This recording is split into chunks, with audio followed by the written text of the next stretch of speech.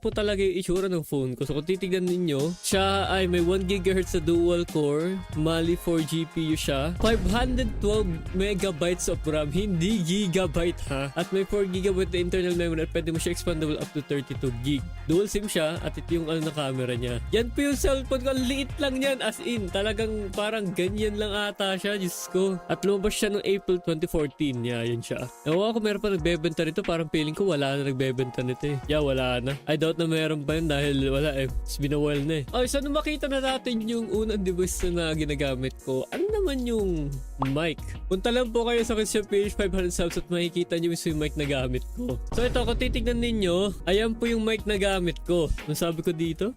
Anong headset gamit mo? Ang gamit ko ay A4 Tech na model HS7P at ito A4 Tech na HS7P. siya.